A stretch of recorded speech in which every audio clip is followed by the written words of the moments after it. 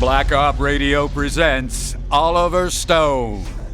Hello, everyone. Welcome to this episode of Black Op Radio. We are talking with noted filmmaker, dramatist Oliver Stone. Thank you, Mr. Stone, so much for taking time to talk to me today. Yeah. Hi, Len. How you been? Good. We were just reminiscing that we met about a year ago in Quebec when they had a good tribute to you, a week-long festival of all things Oliver, and that was great. Today, I really want to talk about your new film, which is Nuclear Now. Just ask you how that happened and what you hope people get out of it, because whenever I watch a film, I get something out of it. And then you read a book, you talk to the author or the filmmaker, and you go, geez, there was a couple of things I overlooked. And so the film is called Nuclear Now, and it's based off a bright future. So it started with you reading that book. Well, no, first of all, it's not a novel. It was I didn't mean novel. a factual, scientific presentation of the need for nuclear energy as part of the solution. The idea being that it has been removed from the mainstream, and it's simply vanished like an ugly sister, like Cinderella being put in the back of the kitchen to mop the floor. You don't hear nuclear being mainstream, and the fact is that it is very much mainstream, and it may end up being, volume wise, one of the largest energy sectors we have that's clean. The reason is, and the book goes into detail, the book is called A Bright Future, and it's by Joshua Goldstein and Staffan Qvist, who's a Swedish nuclear scientist, and they wrote this in 2019. I ran into it. I was concerned very much so about climate change and the future. I mean, my daughters and my sons, grandsons, I'm going to hopefully have, but it doesn't look good because if you follow the statistics, everything the IPCC has predicted since 1980 has pretty much happened. That's from 1980 to 2000, 2000 to 2020. We just keep going up on the carbon dioxide and the methane gas. So the atmosphere is not getting any cooler. It's getting warmer. We have evidence this summer, as you know. I mean, plenty of evidence all over the world. I just got back from Europe. I have to tell you, it's very hard to walk the streets of any city in the southern sector of Europe, or Rome or Paris, and not get exhausted by the heat. It's really debilitating. I was in Jerusalem too, and in Madrid. Madrid was really bad. So it's all over the place. I mean, I don't know what part of the country you're in, but in the south, it's terrible this summer. The hottest days. They say this is the hottest July on record. On record. So even if you're a climate denier. Even if you are, it seems to me you still want to have clean energy as opposed to using fossil fuels. And that is the argument that Josh makes. We're not saying it's the only solution, but it's the logical and cleanest solution. And it can be built up at cost, and it can be built up at volume. That's the important thing. You can do the scale. The size of this thing is enormous. We showed internal temperature is high. It's your computer, so yeah. It's like indicating to you very clearly. Josh is. I'm sorry, I got cut off in mid sentence. You went off the screen. You want? No, I'm still here. Sorry. What was I saying? I'm sorry, I got confused at that point. Just that you're walking around in Europe. It's the temperatures everywhere, even if you're a climate denier. Yeah. Even if you're a climate denier, put it this way, every country is different. China has this, and India has more sun, northern countries have more wind. So, these solutions in renewables is to use as little carbon dioxide as possible, which tends to mean that you use hydropower, water, and you use wind, and you use solar. And there's other forms of it, but they don't really add up to much. Like biomass doesn't work. And there's, of course, nuclear energy, which has been around since the 1960s, 70s, and 80s. It started in the 1940s. We trace in the movie Nuclear Now the history of nuclear energy, what it is, because it's very important for the audience to understand what this phenomenon is. It was a miracle, actually. And we go into that and show what Marie Curie did and Einstein. And the development of nuclear energy, unfortunately, was confused and conflated with the development of the nuclear bomb. They're two different processes, and we try to show that very clearly, that in the nuclear energy side of it, it is it is not enriched uranium. It is a form of 5% or less uranium enrichment, no danger to blowing up, no danger there. And the radiation that comes from it is basically background radiation. Now, of course, in heavy, well, I don't want to get into confuse you, but I'm just saying that there's a huge difference between building a bomb, which requires you to go 90% or more of enrichment. And if you can see from the Iranian situation, for example, all those centrifuges they're building, it takes a lot of difficulty, a lot of work to build a bomb, a lot. And people underestimate that. They think a bomb is pretty easy to build if you have nuclear energy. That's not true. It's a different process, and it's much more complicated. So we go into these explanations, and we go into show you that nuclear energy is not the danger that was many of the alarmists have been saying it is, including the environmentalists. It is a huge campaign to discredit it, started in the 1970s, partly because of the Rockefeller Foundation, which is a fossil fuel group, Rockefeller, Standard Oil. And they put out a false report in 1956 saying that any amount of radiation can harm the human body. This is just not true, because we know this now beyond a doubt, that Crick and Watson found the DNA, which has a double helix. DNA is a form of repairing your body while you're alive, and it heals any radiation, low background radiation that you're exposed to. We are exposed to radiation all the time, every day. You eat a banana, you're eating radiation. It's a low level, but if you live in higher altitudes, it's higher in the Rocky Mountains or in Iran. And you go to the dentist's office. If you get radiation from the X-rays. And when you have obviously cancers, you have high levels of radiation. But all this is manageable and has been dealt with for years. So the panic around radiation is unwarranted. And we try to show that in a calm, logical, scientific way. Yeah. Well, it was a fantastic intro. I've got some checkpoints. And when I was watching the introduction, you really gave a good background of where the fear came from.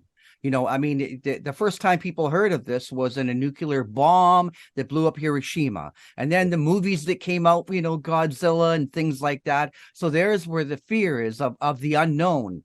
And then you hear of people, you know, putting small nuclear reactors in submarines and other small places where manageable situations seem to run for no problems, right, for years and years. And then you have to make the case that, well, a nuclear power plant is, you know, different than, you know, like you say, managing a bomb, you know.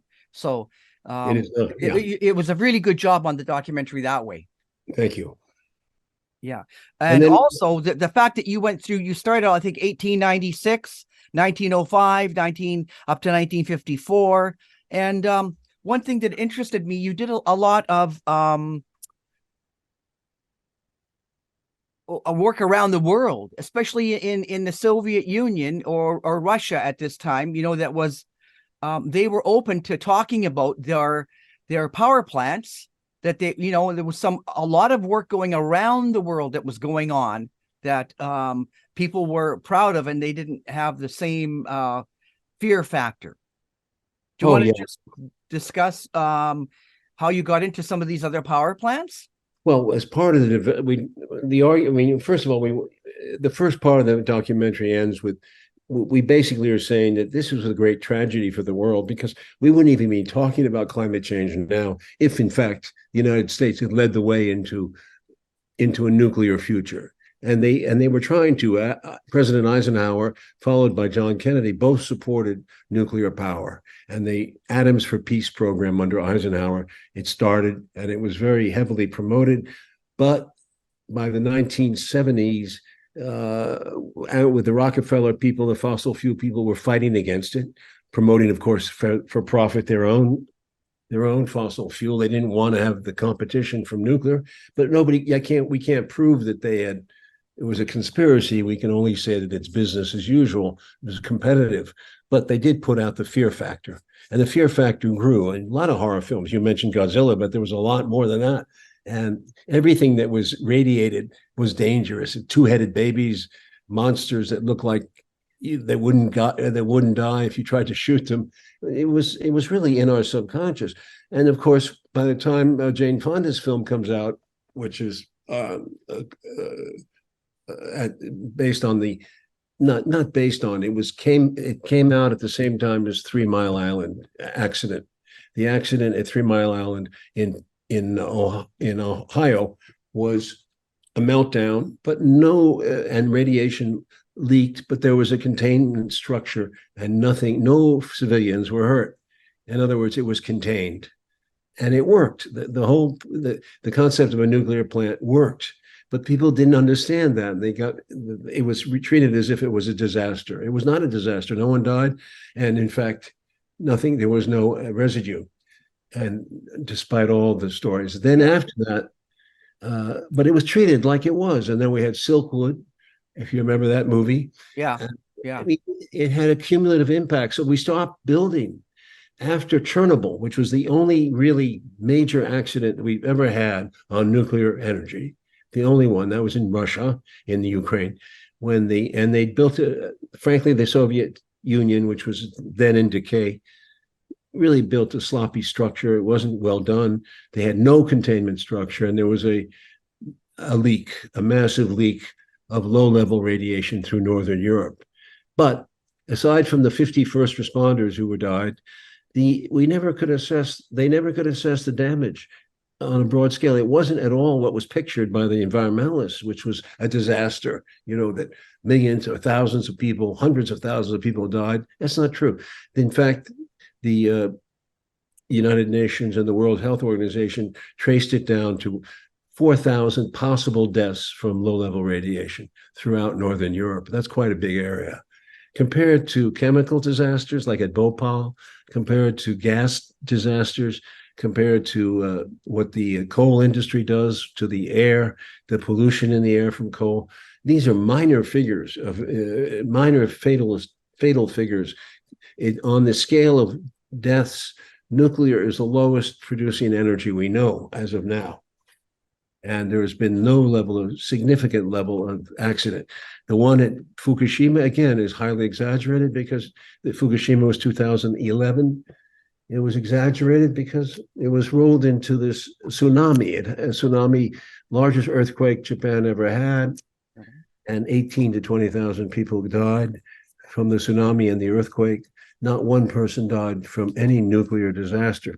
There was one of the 20-some. Well, there was quite a few reactors in Japan, but only one was affected because it had a low seawall, and there was one of the underground generators was flooded, and there was a hydrogen explosion, not a nuclear explosion. And what happened was that there was some radiation leaked, but no one died. They checked out all the Japanese in the area very thoroughly, by the way.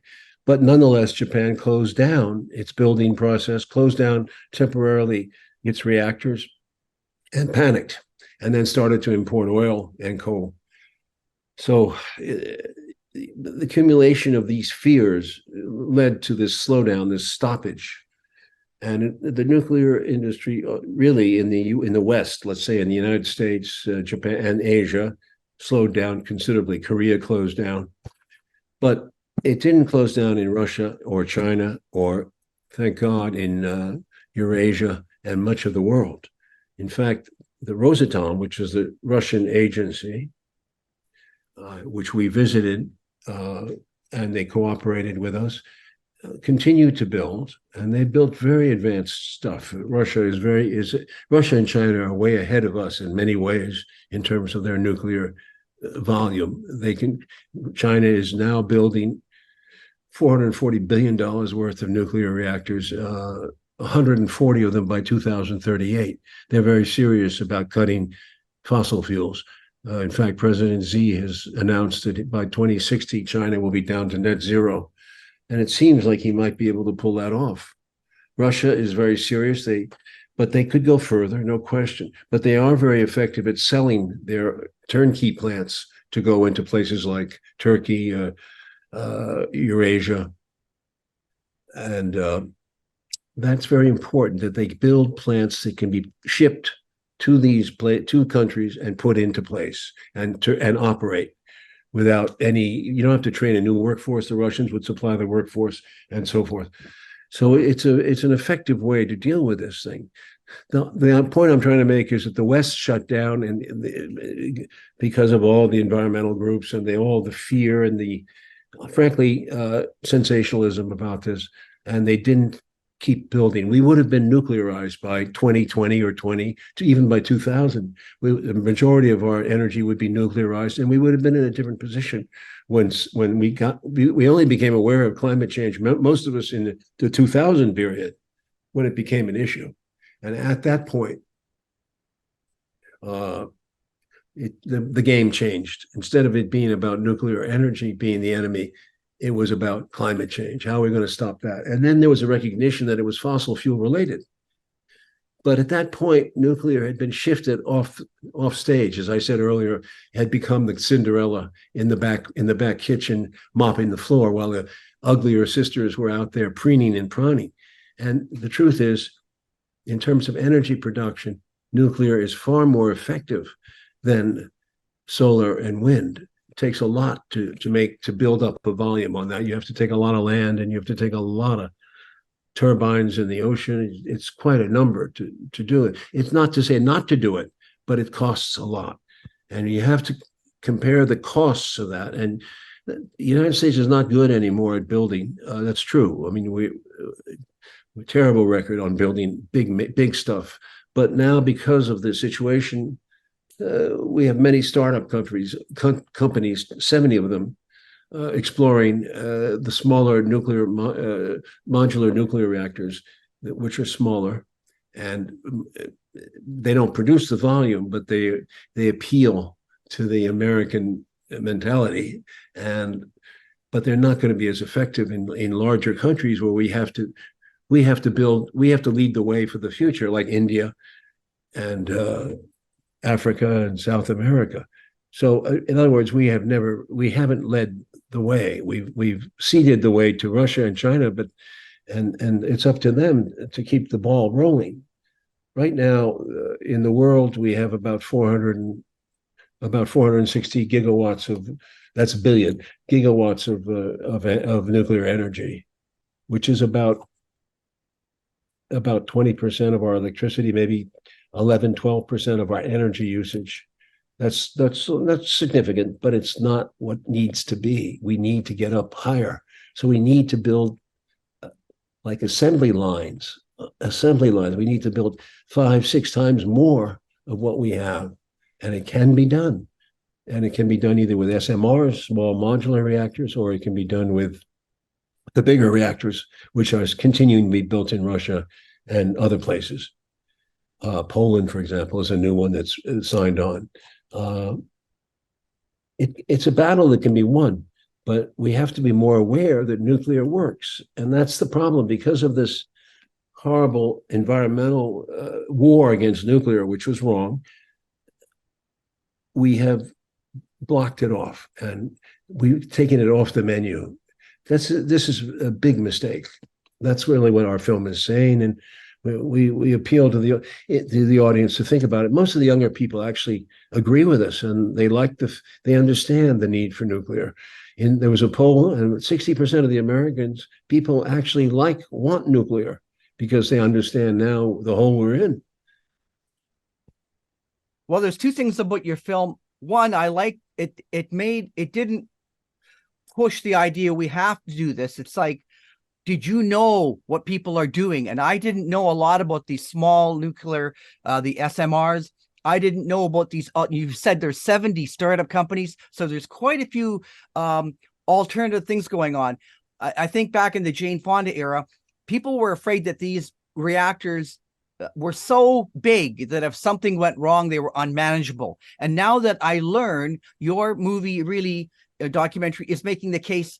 If you didn't know about this, here's what's going on. And people are spearheading these new alternative smaller reactors, and they're quite easy to handle, and they may be more palatable, more easy than you thought. So that's what I enjoyed and took away from the film, that a lot of the stuff I didn't know about, I didn't have to all of a sudden just wave the flag that I'm on board. But you make the case of, well, we have so much wind, we have so much, we have to stop burning oil.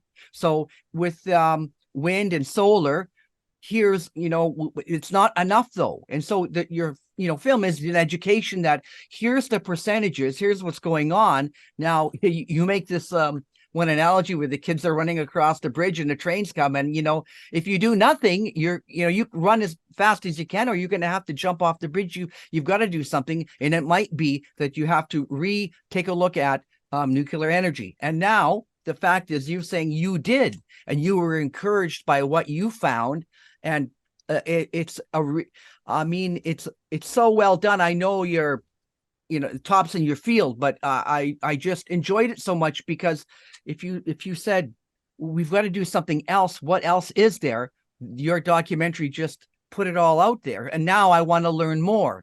I don't know anything about these startup companies, and that is the case. I think that sometimes when you hear about GE or Westinghouse and that, you think, oh, they built these things so big because they're just greedy, But then when you see these smaller ones, you go, well, that's manageable. That could manage a small community. That if you're up in the middle of nowhere, they're, when you think about, well, how long have they been running in submarines? They're totally encased. They've been running for 25 years at a time. So 50 years. Sure. But you interview admirals and that. So, it's so worthwhile watching this just to get a level playing field, because you really did a good job of making the case why people had an adverse reaction to even talking about it. Oh, you see the skull and crossbones, the radiation, we can't even see it, So, in fact, you made the case with all the stats about all, just the harm from burning coal, the air quality, the pollution, the number of cancers, the rates of asthma going up, everything. It's not a rosy future that way. So we have to do something else. What else is there? It's not just, I just would like to point out that, United States is still using coal. 20% of the emissions are coal. Most of it is oil. And gas is also very dangerous because it's methane. Now, it's not as bad as coal, but it's very intense methane. And in other words, if you have renewables, they don't work all the time, and companies tend to think oil companies advertise themselves as the perfect partner for renewables, meaning buy gas. So gas is easy to bring in and back up, but you end up using methane. So it's harder to hook up a nuclear backup, but it can be done. There's a lot of factors here, but I just would point out that you can't just think about the United States alone. This is a world issue, global issue. We pointed out that we're looking at a world by 2050 where all these poorer countries or less developed countries are going to want more and more electricity. It's natural. They see it they see it around them. They see other countries. They want to get a grinder for sugar or anything. You want to use the best you can get. So they're not going to stop. The demand for electricity is going to grow 2, 3, 4 times as much.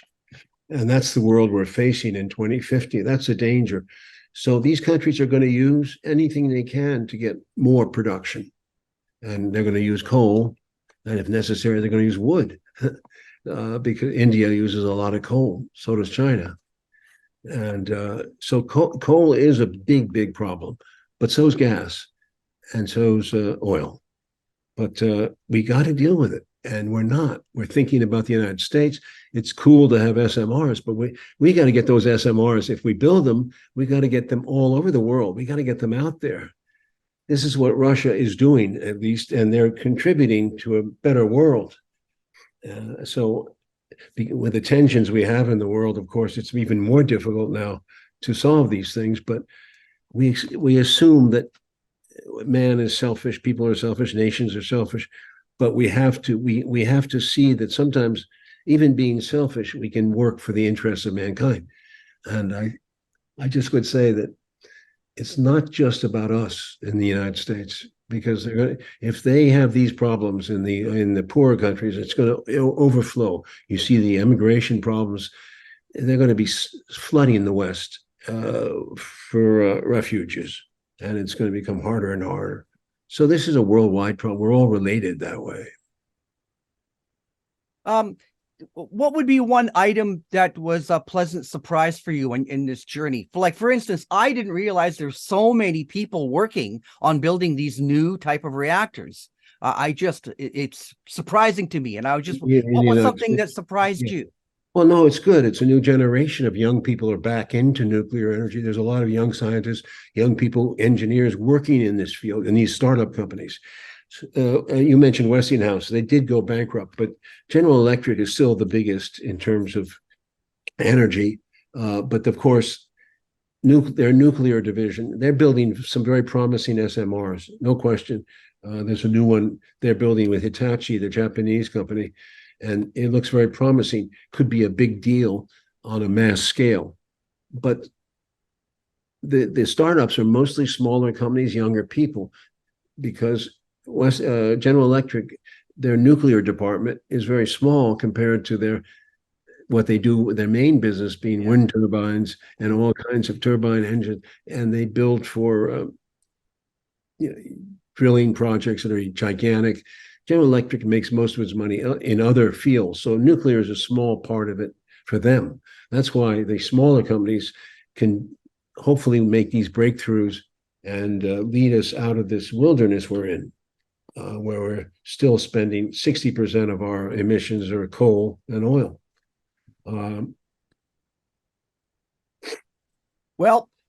Thank you so much for making this documentary. I was just so. By the way, I'm not an expert. No, this is all coming from the book and from the help I got from Josh Goldstein and his partner on this. I familiarize myself with the material, but I'm an interpreter for what they're saying. So let me clarify that I'm not a scientist or anything like that, but I really cared and I wanted to make a film, which is very difficult to make a film like this because it's so dry. But I tried to make it as interesting as possible. You did, because the thing is, you don't have to.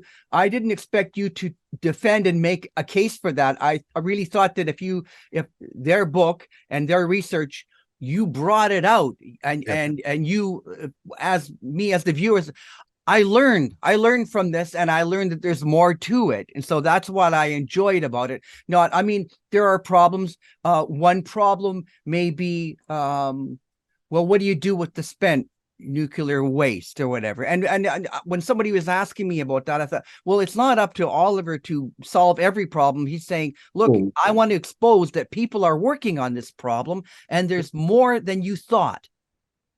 Well, let me just say, but that we do go into radioactive waste, and it's a huge important part of our documentary that you understand that we've sensationalized radioactive waste to a place where we've killed ourselves off. Also, it made it impossible to grow.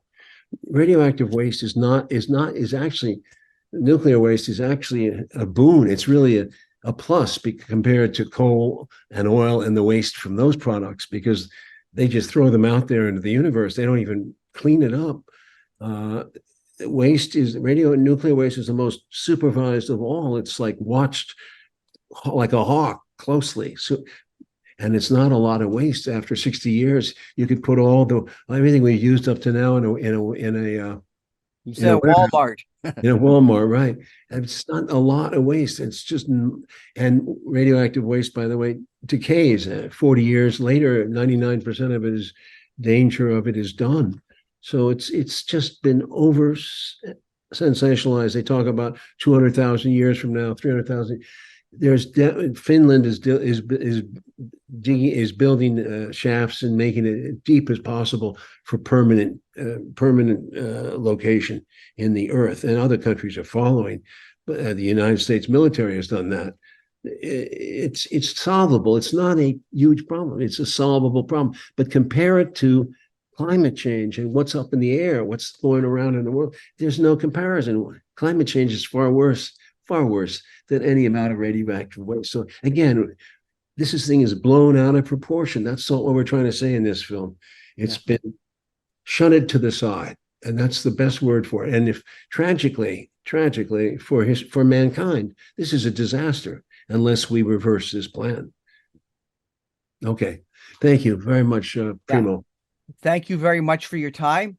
Okay. If we got 1 minute left, I just want to quickly ask you what you thought of Joe Biden shutting down the JFK records. Isn't that awful? I was shocked. He did it on, as you know, on a Friday night. Yeah, at late in the night, so he couldn't get coverage in the press. And the press hasn't made much of it because they don't understand that he basically illegally reversed a decision of Congress and said that there will be no more. He took the authority away from Congress and he put it in the CIA and the president, and said that we have the right to withhold documents forever. So there it goes. 4,000 documents, right? We're talking about at least, that we know of. So I mean, it's just it's hopeless with a government like this. And for a man who's a supposed Democrat in the tradition of Kennedy, not at all. Kennedy would have opened it up. And it's just a shame that we carry on this way as a national security state. What do we have to lose? I mean, what are they scared of? Well, what they're scared of is their own involvement. If it leads back to Allen Dulles and the Joint Chiefs of Staff, they were all in on it. Well, I'm not sure that you can. I know, but you could speculate because I think what they're scared of is just an embarrassment. There's obviously the CIA went beyond the normal to cover up things. That's so clear from all the documentation we've seen to date, and the disappearance of files. CIA was involved, as you know, with Oswald's for many years, and it's in there in some way, and that's what's embarrassing, I believe. But it's not necessarily proof, and you can't look for a smoking gun. But you have to study the case like a Sherlock Holmes, and that's what you put it all together. That's what Jim DiEugenio and I tried to do when we made our film, which is still actually selling very well at Amazon, the JFK Revisited. Yeah, I was just talking to Jim last night. He said it's right up there, and it's looking optimistic for this fall because it's the 60th anniversary. Right. A lot of people. Yeah. Okay, good of you to mention it. I got to run. Thank you so much for your time. Talk to you in the future again. Take care, Prima.